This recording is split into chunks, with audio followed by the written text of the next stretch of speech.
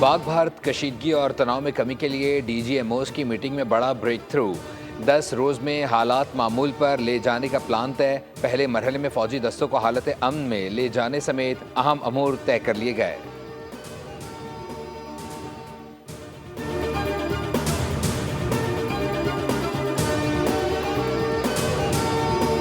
जंग नहीं करनी, तिजारत करनी है। भारत की सीज फायर वाली बिल्ली थैले से बाहर आ गई। मोदी का फ्रंटमैन ताजिर मुकेश अंबानी ट्रंप के पास कतर पहुंच गया।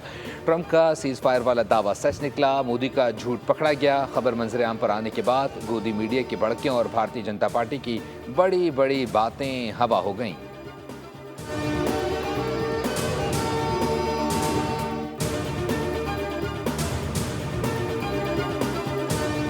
पाकिस्तान ने इलाकाई अमन के लिए भारत के साथ जंगबंदी मफाहमत पर इत्तफाक किया है और उसे बरकरार रखने के लिए पुरज़्म है। भारतीय क़यादत के हालिया इश्तियाल अंगेज़ बयानात पर तशवीश है। जारहत हुई, पाकिस्तान अपनी खुद मुख्तारी और इलाकाई सालमियत का भरपूर दिफा करेगा। वज़ीर आज़म शहबाज शरीफ की अज़रबैजान के सदर इल्हाम अलीयव से टेलीफोनिक गुफ्तगू। कहा, जम्मू कश्मीर का तनाज़ा जनूबी एशिया में अदम इस्तेहकाम की बुनियाद है, जिससे अक़वाम मुत्तहिदा की सलामती कौंसिल की करारदादों के मुताबिक हल किया जाना चाहिए। वज़ीर आज़म ने कश्मीर कॉज के लिए पाकिस्तान की उसूली हिमायत पर सदर अलीयव का शुक्रिया अदा किया। दोनों ममालिक हमेशा सच्चे भाइयों की तरह एक दूसरे के साथ खड़े रहे हैं।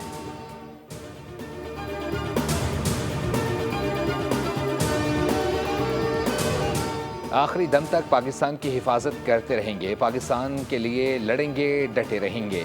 सदर मुमलिकत आसिफ अली जरदारी का पैगाम। कहा, मैं पूरी अवाम और फ़ौज को मुबारकबाद देता हूँ, एयरफोर्स को सलाम पेश करता हूँ। हमारी बहादुर फ़ौज ने तारीखी कारनामा सर अंजाम दिया। पाकिस्तान हमारा मुल्क है, ये धरती हमारी है।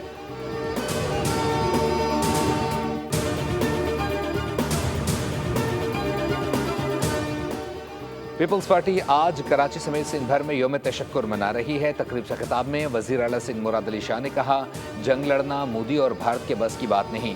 हकीकत में भारत कुछ भी नहीं कर सकता। पाकिस्तान ने भारत को घुटने टेकने पर मजबूर कर दिया। भारतीय चैनल्स के एंकर्स कार्टून नेटवर्क चला रहे थे। अगले दिन भारतीय मीडिया ने माफिया मांगना शुरू कर दी।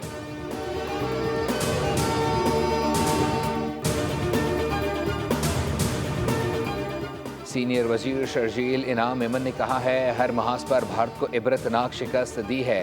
भारत का ख्वाब था कि वो एशियन टाइगर बने, पाकिस्तान ने भारत का ख्वाब चकनाचूर कर दिया। भारत के खिलाफ कामयाबी पाकिस्तान की आइंदा नस्लें भी याद रखेंगी।